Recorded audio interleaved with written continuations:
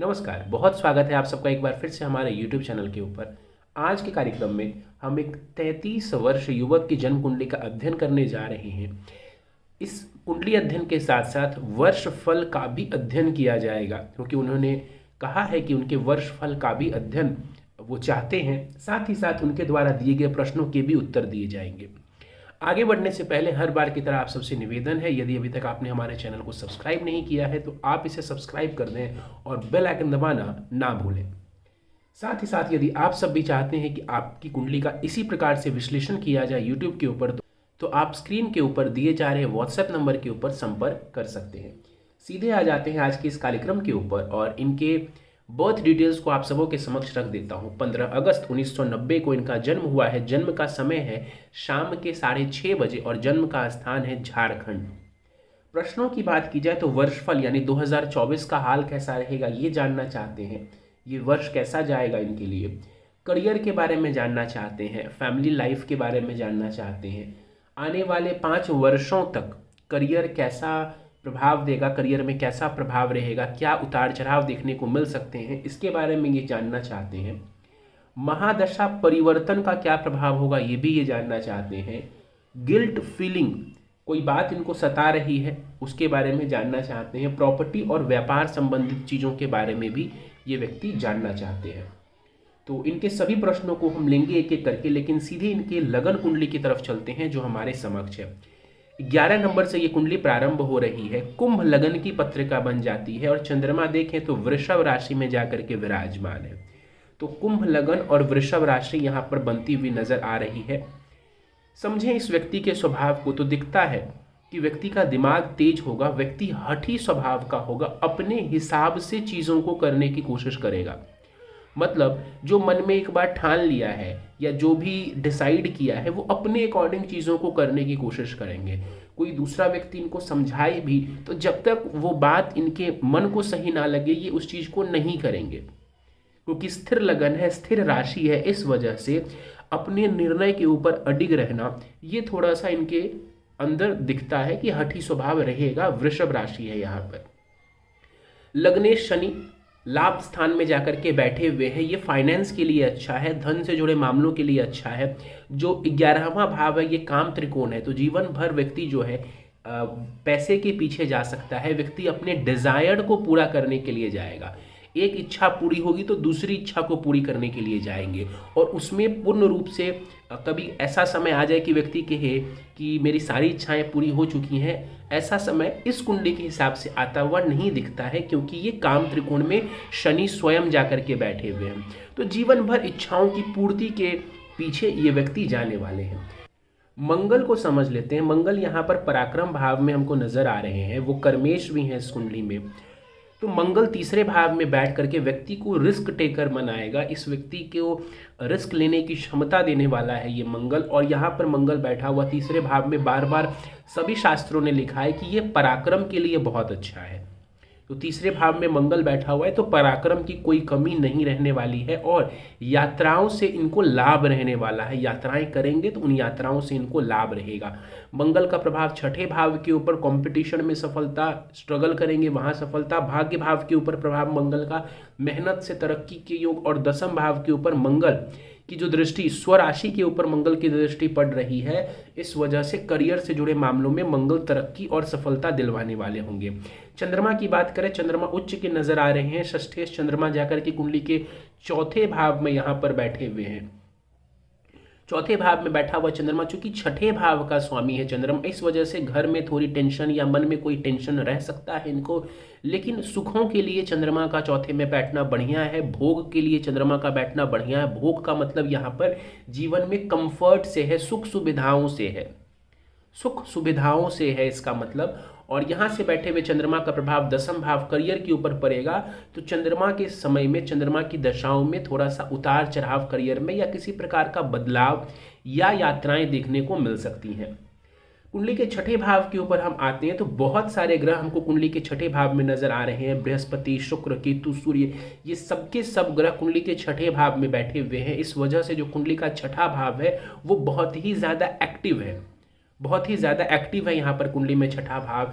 समझे यहाँ पर चीज़ों को, तो शुक्र केतु इकट्ठे बैठे हुए हैं। शुक्र केतु का साथ बैठना विवाह के लिए, वैवाहिक संबंध के लिए बहुत अच्छा नहीं माना जाता है। कहीं ना कहीं वैवाहिक जीवन में दिक्कत परेशानी व्यक्ति को झेलनी पड़ सकती है। सूर्य केतु यहाँ पर ग्रहण योग बना रहे हैं। जिनकी कुंडली में ग्रहण योग होता है, कई बार मैंने देखा है कि उनका नाम खराब होने की स्थिति रहती है। व्यक्ति कई बार ऐसी गलतियां कर जाता है कि व्यक्ति का जो नाम है वो खराब हो जाता है। तो इस यहाँ पर जो ग्रहण योग है वो इस बात की सूचना भी दे रहे हैं। एक एक करके समझते हैं। बृहस्पति को समझें तो इस कुंडली में जो फाइनेंस भाव के स्वामी है वो बृहस्पति हैं। जो धन का डिपार्टमेंट है इस कुंभ लगन की कुंडली में, वो पूर्ण रूपेण बृहस्पति के हाथों में है। वो छठे भाव में जाकर के बैठे हुए हैं उच्च की स्थिति में। तो यहाँ पर जॉब करने से, मेहनत करने से, कंपटीशन में जाने से व्यक्ति को धन की प्राप्ति होगी। उन चीज़ों में सफलता पा करके व्यक्ति धन प्राप्त करेगा। शुक्र की बात करते हैं। चौथे एवं भाग्य भाव का स्वामी है शुक्र। 4th house and 9th house का स्वामी शुक्र छठे में बैठा है। वो भी छठे में बैठा है तो कंपटीशन के लिए जाना, नौकरी के लिए जाना, ये इस व्यक्ति के लिए बहुत ज़्यादा सफलतादायक नजर आ रहा है। केतु यहाँ पर बैठे हुए हैं, संघर्ष देंगे। और सबसे ज़्यादा जो बुरी स्थिति है वो इतनी है कि शुक्र के साथ केतु का बैठना किसी भी कुंडली में अच्छा नहीं है। तो केतु छठे में बैठे हैं, इसमें कोई विशेष बुराई नहीं है, लेकिन शुक्र के साथ केतु का बैठना ये विशेष बुरा है। और केतु के यहाँ पर बैठे होने की वजह से, जैसा मैंने कहा, प्रेम संबंध और विवाह, मतलब विवाह से पूर्व जो प्रेम संबंध हो वहां पर भी थोड़ी दिक्कत, और विवाह के बाद चूंकि शुक्र पत्नी का भी कारक है, लव रोमांस का भी कारक है, तो राहु केतु जैसे ग्रहों के प्रभाव की वजह से यहाँ पर शुक्र जो है वो पीड़ित हो रहे हैं। तो वैवाहिक जीवन में उतार चढ़ाव की स्थिति रह सकती है। सूर्य की बात कर ले तो सूर्य विवाह भाव के स्वामी हैं। छठे में जाके केतु के साथ बैठे हुए हैं। वैवाहिक जीवन में दिक्कत परेशानी आने की संभावना ज्यादा दिखती है, क्योंकि सूर्य एक तो छठे में गए, अपने से 12वें गए, और केतु के साथ जाकर के यहाँ पर बैठे हुए हैं। विवाह के लिए हमको एक बार नवमांश कुंडली का अवलोकन भी जरूर करना चाहिए। बुध की बात करते हैं। बुध, और हाँ एक बात और, इन सभी ग्रहों का प्रभाव विदेश भाव के ऊपर है, तो विदेश भाव भी बहुत ज्यादा एक्टिवेट है यहाँ पर कुंडली में। और मैं आपकी जानकारी के लिए बता दूं, ये व्यक्ति इस समय विदेश में रह रहे हैं। बुध की बात कर लेते हैं। बुध सप्तम भाव में, विवाह भाव में बैठे हुए हैं। पंचमेश है, अष्टमेश है, बुध सप्तम में बैठे हुए हैं। लगन को देख रहे हैं, इंटेलिजेंस के लिए अच्छा है। बुध का लगन को देखना हमेशा ही व्यक्ति के इंटेलिजेंस को, व्यक्ति के बौद्धिक क्षमता को बढ़ाने वाला होगा। बुध सप्तम में बैठे हुए हैं। हमेशा बोलूँगा कि अगर वैवाहिक जीवन में कभी कोई दिक्कत आती भी है तो उसको संवाद से, उसको कम्युनिकेशन से दूर करने की कोशिश करेंगे। जितना आप अपने पार्टनर के साथ कम्युनिकेट करेंगे, जितना संवाद करेंगे, उतना आपके वैवाहिक जीवन के लिए वो अच्छा रहेगा। कई बार क्या होता है कि थोड़ी दिक्कत भी आती है व्यक्ति को, तो व्यक्ति संवाद करना छोड़ देते हैं, ईगो पर ले लेते हैं, तो उससे बचना है। कोई परेशानी भी आ जाए तो आपस में बैठ करके उसको सुलझाने की कोशिश करनी है, वहां संवाद रखना है। मैं ये जनरल फैक्टर आपको नहीं बता रहा हूं कि लोगों को, दुनिया को क्या करना चाहिए, मैं आपकी कुंडली को देखकर ये बात कह रहा हूं। तो कभी कोई परेशानी आती भी है वैवाहिक रिश्ते में, तो वहां पर आपके लिए कम्युनिकेशन से लाभ मिल जाएगा। शनि के ऊपर चलते हैं। जैसा मैंने कहा, शनि 11वें भाव में पैसे के लिए अच्छा है। डिजायर्स को ये बढ़ाता रहेगा। वक्री है शनि, डिजायर्स को ये बढ़ाता रहेगा। एक डिजायर पूरी होगी तो मन में उससे पहले दूसरा डिजायर हो जाएगा। हालांकि ये सभी व्यक्ति के अंदर होता है, मेरे अंदर भी है, दूसरों के अंदर भी है, लेकिन आपके अंदर ये चीजें ज्यादा है कि वो जो काम की इच्छा है, वो जो कंफर्ट की इच्छा है, वो जो चीज़ों को पाने की इच्छा, डिज़ायर है, वो बहुत ज़्यादा है। उसकी जो सीमा है वो कम नहीं है, वो बहुत ज़्यादा है। तो इससे थोड़ा बचने की ज़रूरत है। अति सभी चीज़ में बुरी होती है, अति सर्वत्र वर्ज्यते कहते भी हैं हम।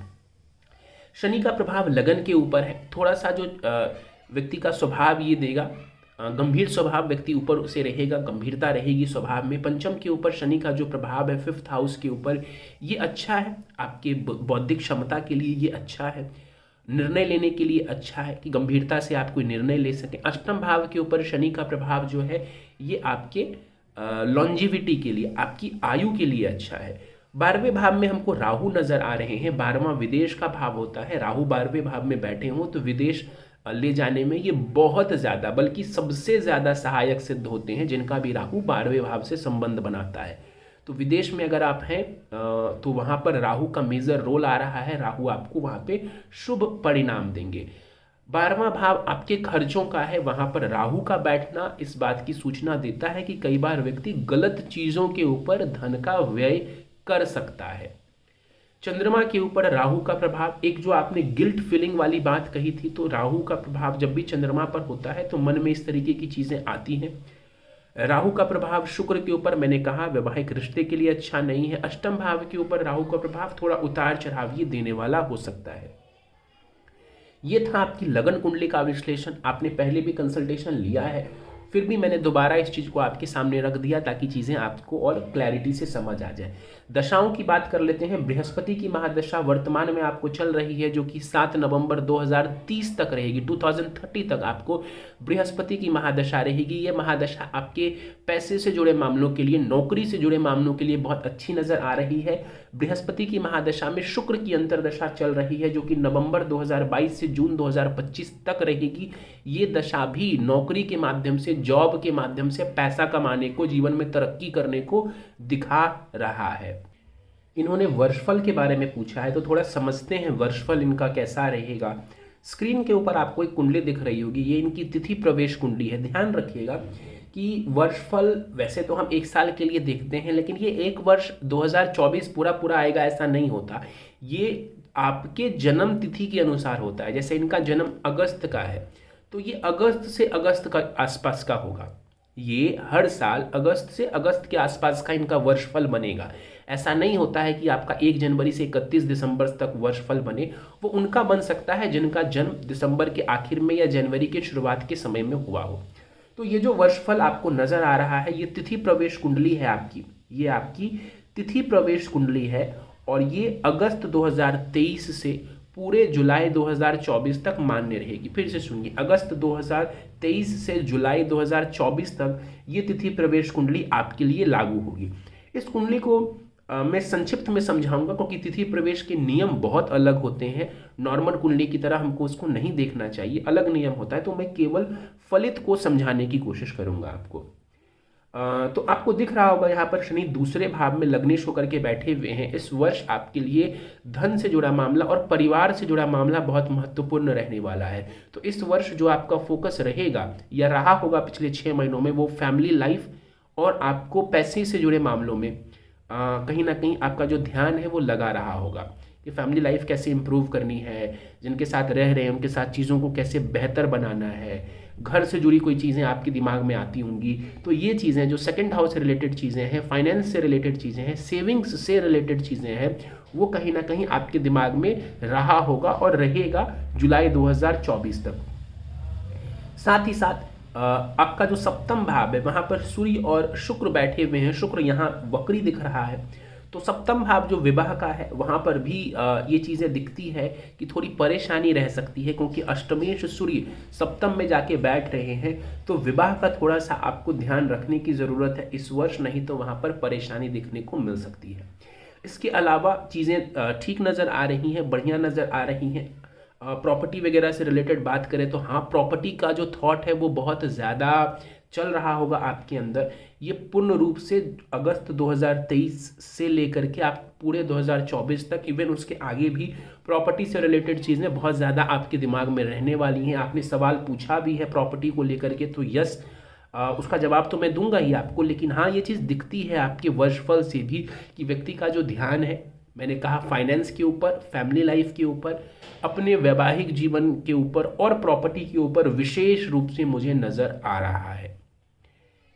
तो ये आपका जुलाई 2024 तक का वर्षफल है। उसके आगे की बात करें तो एक और कुंडली आपके समक्ष है। ये अगस्त 2024 से जुलाई 2025 की वर्षफल है। ये तिथि प्रवेश है इस एक वर्ष का, जो कि अगस्त 2024 से जुलाई 2025 तक का है।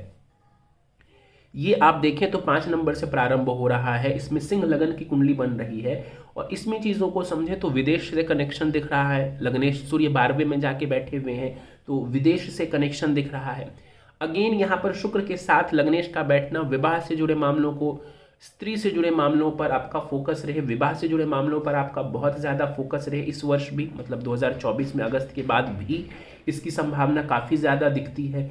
प्रॉपर्टी से जुड़ा कोई अच्छी चीज़ हो सकती है आपके जीवन में। प्रॉपर्टी भाव को बहुत सारे ग्रहों का प्रभाव मिल रहा है, तो प्रॉपर्टी से रिलेटेड चीज़ें होने की संभावना बहुत ज़्यादा दिखती है। आप अपने कंफर्ट के पीछे जाएंगे, जीवन में सुख सुविधाओं को कैसे बढ़ाना है, प्रॉपर्टी रिलेटेड कौन से कार्य करने हैं, ये चीज़ें आपके अंदर बहुत ज़्यादा चलने वाली हैं अगस्त के बाद भी।